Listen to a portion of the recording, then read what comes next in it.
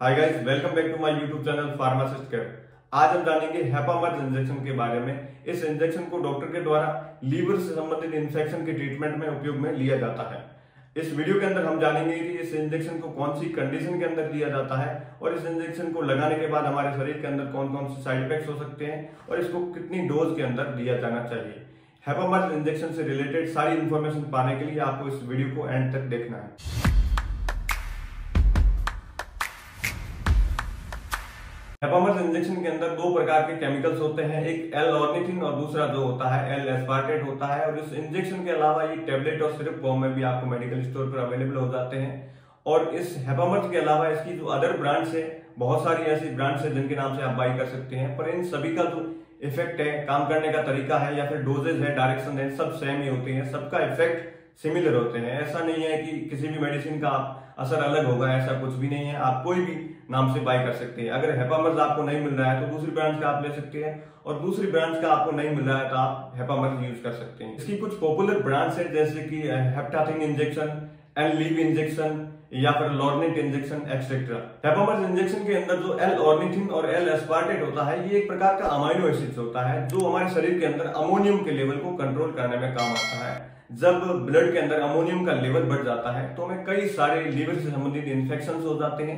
हेपामर्ज injection के use से हमारे लीवर को एनर्जी मिलती है, लीवर बूस्ट हो जाता है और लीवर हेल्दी बना रहता है। और इसकी वजह से ही इस इंजेक्शन का उपयोग कई सारे लीवर से संबंधित इन्फेक्शन को ट्रीटमेंट करने में किया जाता है। लाइक लीवर से संबंधित जो बीमारी है, एक्यूट या फिर क्रोनिक हेपेटाइटिस की बीमारी के अंदर इस इंजेक्शन का उपयोग किया जाता है। एक्यूट हेपेटाइटिस का मतलब ये है कि आपको रिसेंटली हेपेटाइटिस की बीमारी हुई हो, और जो क्रोनिक हेपेटाइटिस है इसका मतलब ये है कि आपको पुरानी हेपेटाइटिस की बीमारी हो।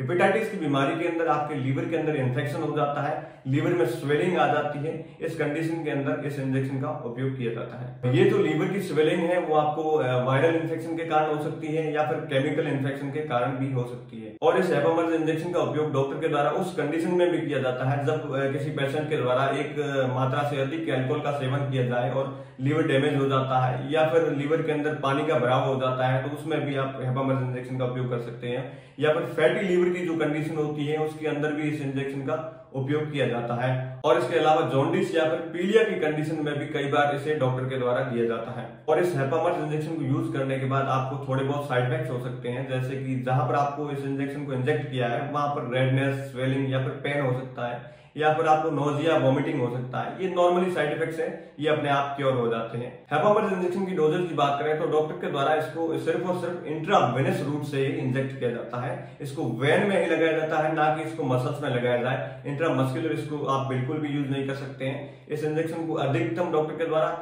आईवी रूट या फिर NS100 जो ड्रिप होती है उसके अंदर डिजोल्व करके लगाया जाता है। अगर हम बात करें इसको कितनी बार लगाया जा सकता है, तो दिन में इसको अधिकतम 8 टाइम्स यूज किया जा सकता है। और डॉक्टर के द्वारा पेशेंट की जो लीवर इन्फेक्शन की जो कंडीशन होती है वो देखी जाती है। उसके बाद डिसाइड किया जाता है कि इस इंजेक्शन को 10 से 15 दिन तक यूज कर सकते हैं नॉर्मली। और जो बेसिक कंडीशन होती है, कम से कम दिन में 4 बार इस इंजेक्शन को रिपीट किया जाता है। तो गाइस, इस वीडियो के अंदर हमने एल ऑर्निथिन और एल एस्पार्टेट जो लीवर से संबंधित इन्फेक्शन में काम आने वाला इंजेक्शन है उसके बारे में एक लिमिटेड इन्फॉर्मेशन देने की कोशिश की। अगर ये वीडियो आपको पसंद आया तो वीडियो को लाइक कर दें। ये वीडियो आपको कैसा लगा एक छोटा सा कमेंट करके हमें जरूर बताएं, और ये अपने फ्रेंड्स के साथ शेयर जरूर करें। और हाँ, इस चैनल को सब्सक्राइब कर दें और पास में जो बेल आइकन है उसको भी प्रेस कर दें, जिससे आने वाली हर एक नई वीडियोस की नोटिफिकेशन आप तक पहुंच जाएगी।